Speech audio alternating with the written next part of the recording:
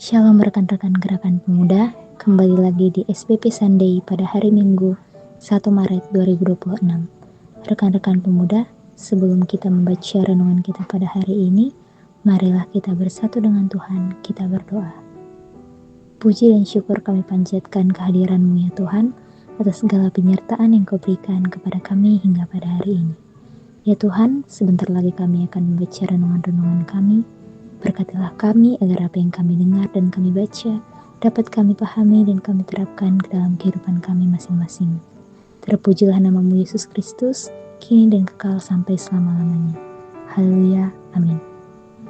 Rekan-rekan pemuda, bacaan Alkitab pada hari ini terambil dari Efesus 1 pasal yang ketiga sampai dengan ke-10 yang menyatakan, kekayaan orang-orang yang terpilih. Terpujilah Allah dan Bapa Tuhan kita Yesus Kristus, yang dalam Kristus telah mengaruniakan kepada kita segala berkat rohani di dalam surga.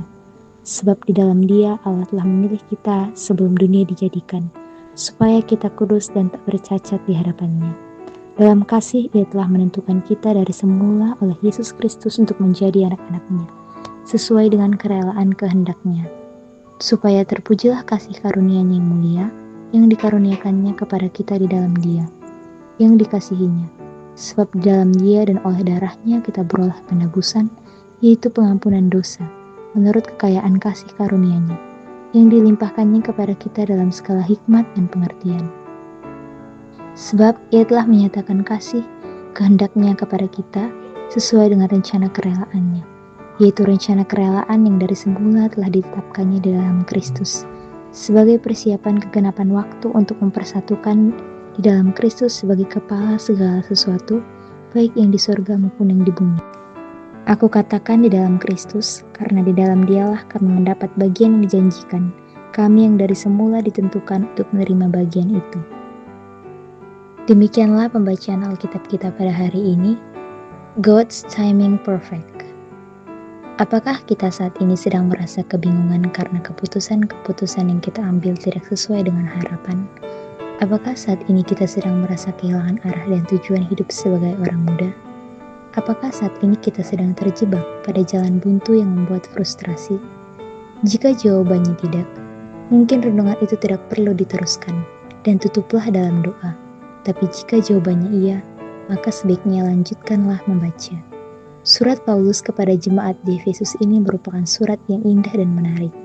Tujuan Paulus adalah untuk menguatkan identitas orang percaya sebagai milik kepunyaan Kristus. Paulus tidak bosan-bosannya mengingatkan kepada jemaat-jemaat yang sedang bertumbuh imannya untuk memiliki kesadaran bahwa betapa berharganya mereka itu di mata Tuhan.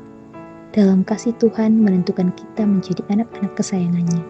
Karena itu, Paulus mengingatkan jemaat di Efesus bahwa mereka adalah buah hati Tuhan yang begitu dikasihinya. Dengan demikian, ketika berbagai terpaan badai masalah datang, mereka dapat mengingat sejak semula Tuhan sudah menentukan rancangan masa depan anak-anak-Nya, dan rancangan itu baik adanya sesuai kerelaan dan waktu Tuhan. Dalam hidup sebagai seorang muda, masalah demi masalah acap kali membuat kita bingung dan meragukan identitas kita sebagai kepunyaan Tuhan, bahkan sering terjebak pada jalan-jalan buntu dan sepi tentang gambaran masa depan yang akan dijalani. Rasul Paulus mengingatkan bahwa kita berharga di mata Tuhan dan milik kepunyaan Tuhan. Dan sebagai milik kepunyaan Tuhan, ingatlah bahwa kasih Tuhan telah menetapkan bahwa kita adalah anak-anak-Nya, memiliki masa depan yang baik sesuai dengan kerelaan hati Tuhan. Jangan khawatir, God's timing perfect.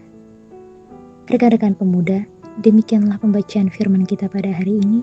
Mari kita bersatu di dalam doa. Ya Allah Sang Cinta, tolonglah aku untuk mengerti maksud dan rencana-Mu di dalam kehidupanku. Amin.